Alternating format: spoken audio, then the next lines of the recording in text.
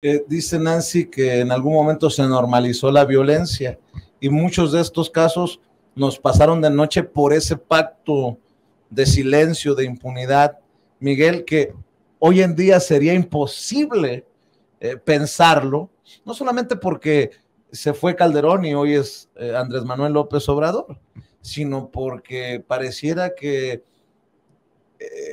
López Obrador vende el golpearlo, vende el buscar hacerlo quedar mal. Miguel, esa es mi opinión. Sí, yo mencionaría dos cosas que considero importantes. Esto que mencionan ustedes dos, que se ha pasado de aquel pacto de silencio, aquel acto de autocensura de más de 500 medios en el gobierno de Felipe Calderón, bajo el argumento de no hacer apología del delito, y lo que hicieron esos 500 medios, entre ellos los más importantes de la capital del país, para no difundir información de lo que estaba pasando en el país, de la enorme violencia generada por el gobierno de Felipe Calderón y por la complicidad de Calderón y de García Luna, su secretario de Seguridad, con las bandas del crimen organizado. Esto generó una enorme violencia porque ellos apoyaban al cártel de Sinaloa. Entonces, al Chapo Guzmán concretamente, los otros cárteles se enfurecieron y hicieron una confrontación brutal que generó miles y miles, cientos de miles de víctimas.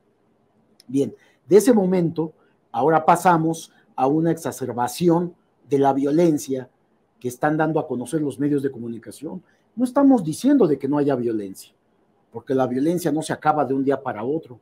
Cuando permites el crecimiento y el florecimiento de bandas criminales en todo el país, que llegó a un punto máximo con Felipe Calderón, pues esas bandas no desaparecen, porque sí, hay que ir haciendo trabajo social, atacando los problemas de fondo que son la desigualdad, la pobreza, la educación, la salud, los satisfactores básicos de vida, como lo está haciendo el actual gobierno, para que vaya disminuyendo la violencia. Bien, pero ¿cuál es el otro factor importante que hay que destacar? Que hoy la violencia no queda en la impunidad, Vicente. Y hablo, por ejemplo, de los crímenes de periodistas, que acaban de terriblemente asesinar a un periodista, el reportero de La Jornada, en Nayarit. Se va a investigar como se han investigado otros, Vicente.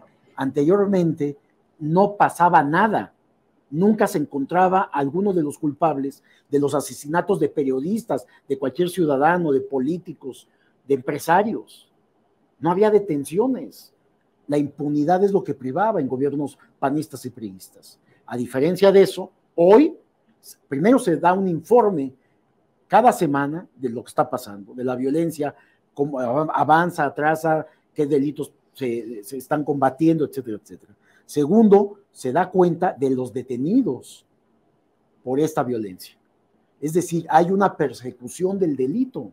Y eso es muy importante porque en el momento que no hay impunidad, hay una persecución de los delincuentes, tiende a disminuir, a reducirse. Es lo que está pasando. ¿Y qué hacen los medios? En vez de aceptar y reconocer esto, como no les dan dinero ya, o les dan muy poco del gobierno federal vía impuestos, por publicidad, entonces ahora se convierten en los que hacen apología del delito. Lo que antes decían que no hacían, no deberían de hacer, hoy se convierten en eso. Y como dice Nancy, se ha exacerbado la publicación en las primeras planas, en las estaciones de radio, en televisión, en cuando uno prende un noticiario, lo primero que empiezan a decir es violencia, violencia, violencia. ¿Qué le quieren decir a la gente, a la población? Con miras al proceso electoral que vamos a vivir. Que antes de 2024, este país no solamente sigue siendo violento, sino que la violencia se ha incrementado con relación a los gobiernos del PAN y del PRI, lo cual es totalmente falso. Y no solamente sí hay violencia, pero se está combatiendo. Y sobre todo, ya no hay esa impunidad que privaba en gobiernos de ultraderecha. Aunque